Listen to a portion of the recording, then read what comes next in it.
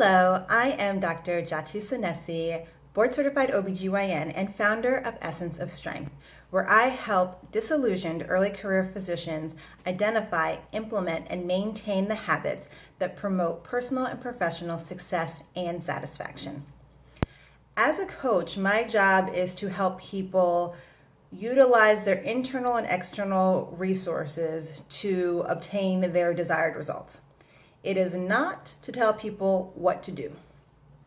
That being said, because a lot of the people with whom I work and with whom I speak are going through challenges that are similar to challenges that I have encountered in the past, they often ask my advice. Because of that, today I'm going to take off the coach hat and go out of coach mode and go into a little bit of consultant/storyteller mode to share with you my personal process for answering a question that a lot of people bring to me, which is, how do I determine what is the proper amount of money to pay for any particular service? So everyone's unique. My process may not resonate with you. However, I figure I can share it with you. It might give you a starting point.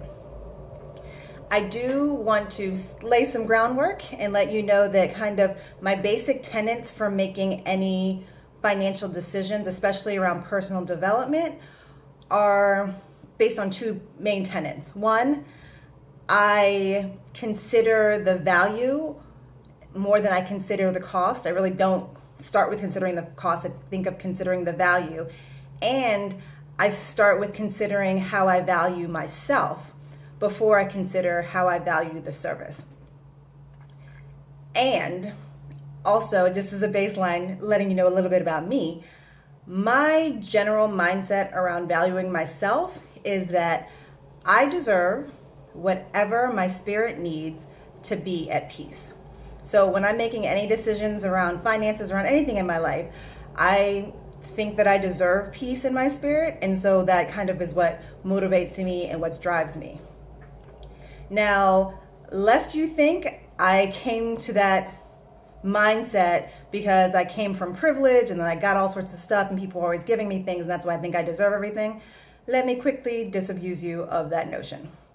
I grew up very middle class as the child of Sierra Leonean immigrants. So I did not have a whole lot of just discretionary income that people were just getting me stuff all the time that made me feel like I deserved whatever I wanted. Also, as pretty much anyone who has West African parents will tell you, our people are not really the follow your bliss type folks. That's not really what we do. However, I do have to acknowledge that my parents established a household and a home that let me feel confident in their love for me and in God's love for me, that allowed me to maintain that innate sense that I am deserving. And so props to my parents for that. They allowed me to kind of continue with that belief in myself over the years. So that's where I'm coming from.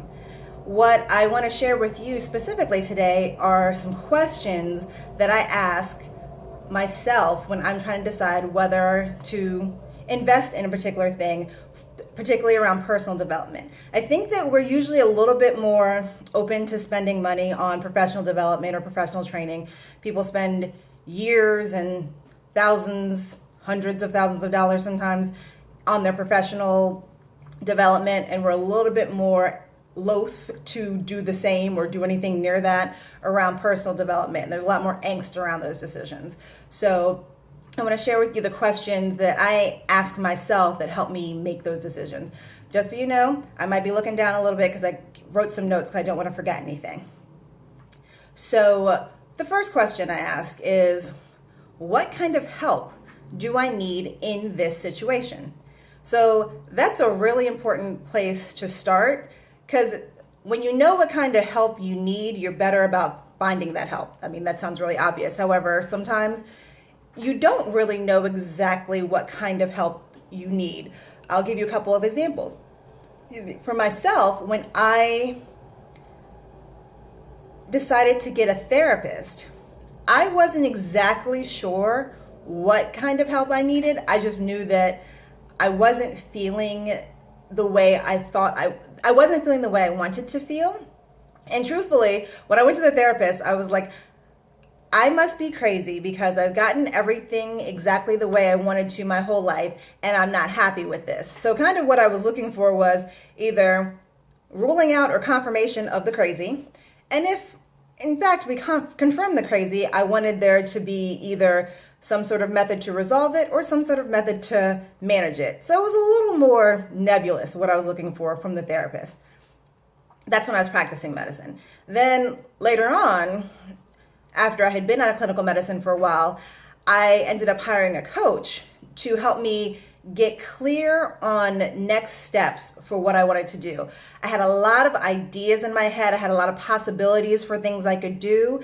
And my attempts to put something in place had been less than successful over several years. So I was like, I need some systems to, again, rule in and rule out what's going to work for me, what's not going to work for me, and structure for putting a plan in place to get going on the thing I decided on. So I knew that I needed structure and systems. Even if I didn't stick hard to the structures and systems, I knew that I needed that in that space. So those were kind of how I figured out, okay, what do I need in this situation, in those two separate situations? Next question is, what is it costing me not to get help for this issue? I think that that's something that's really important because a lot of times we get, again, caught up on the price and think it's going to cost me so much money to do this or to do that. And we don't think about, okay, what is it costing me to just let this situation linger? Generally, I think of the cost in terms of the things that I'm usually most concerned about in terms of what it's costing me are time, money, and peace. So, for instance, time. Can I get to a desired result and a goal faster by paying someone and outsourcing something? By paying someone to do work that I don't want to do so that I can focus on the thing that I do want to do? Similarly, is it costing me money because I'm spending time doing something that I don't want to do or that I don't do that well instead of focusing on this revenue generating activity? And then, of course, as we discussed earlier, I'm all about my peace. So if something is stressing me out that I don't need to be doing, how can it be costing me my peace? How can I increase my peace by investing in something else? Perfect example for that was when I decided to hire a cleaning service.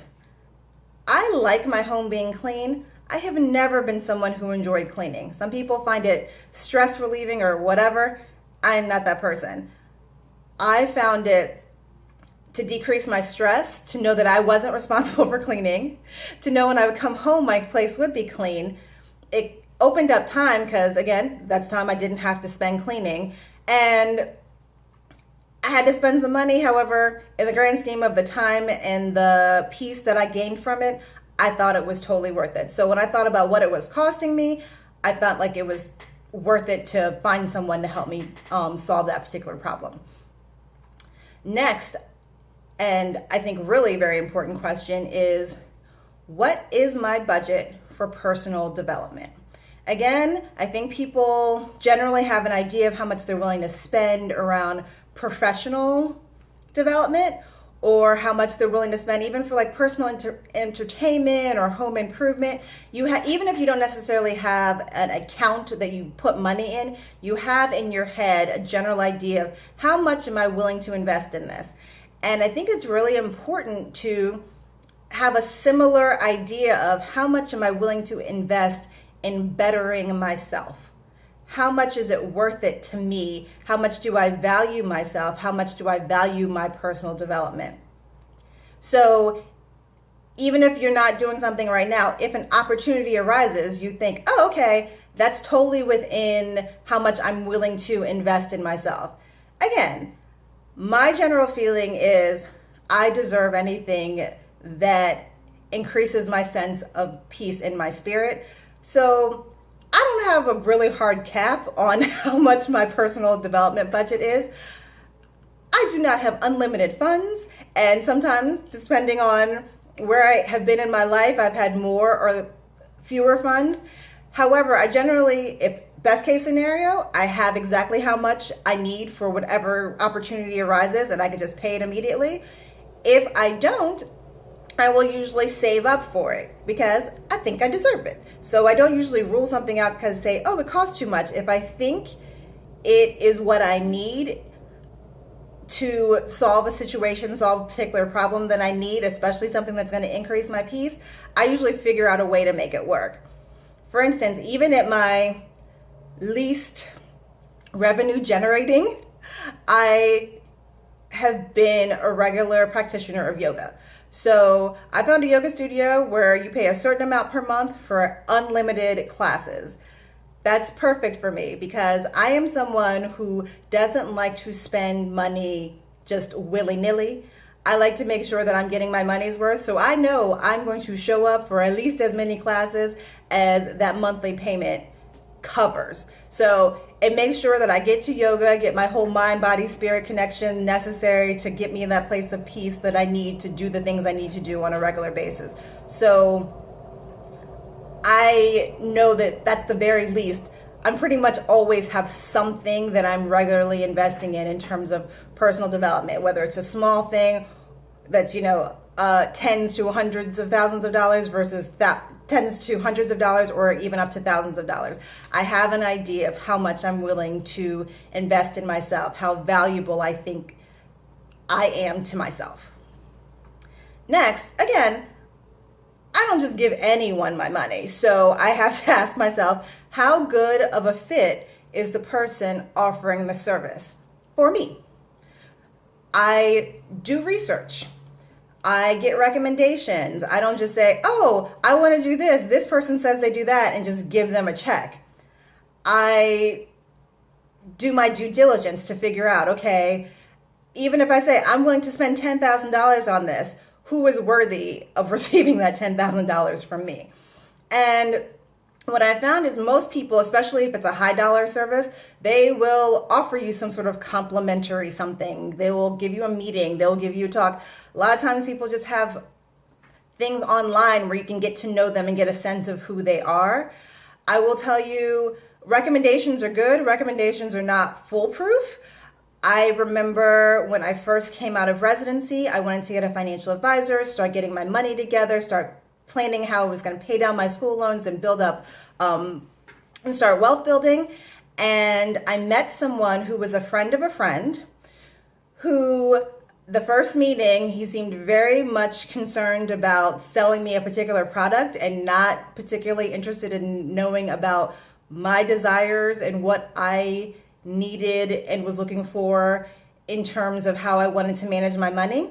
And again, that piece wasn't there. And I was like, I need a financial advisor. Just because this guy's not the one doesn't mean that they're all not going to be the one. However, he's not going to be the one. Thankfully, I was able to get a referral from somebody else of someone who worked out really well. We were very aligned, and he was the person I was like, okay, if someone's going to make money off me, he's more aligned with me. Similarly, when I decided to hire a personal trainer at a certain point, I knew that there were certain things that I needed from a personal trainer. I was working as a physician. I had long hours. I did not want to go to a gym. I have never been a member of a gym. I have been very fortunate in my life that I've always lived in places that had really nice workout facilities, so I just couldn't see with driving somewhere and paying money to go work out at a gym. So I needed someone who could come to my home, and because of that, I wanted to have a woman that I wanted to be working with a woman. So I actually researched that one on my own, looked into it, did the initial meeting with this woman, worked out great, and hired her. And so to me, I truly don't even remember how much I paid her. I might have paid her more than the average. The idea that I didn't have to drive anywhere, that she would come after work, and that she would come on Saturday mornings was totally worth it to me. So she was a good fit for the investment that I had already decided that I was willing to make. Last and not least, in terms of questions, is ask myself, in 1 year, am I going to be more annoyed with myself for having spent this money and invested in this service, or for not having gotten the help?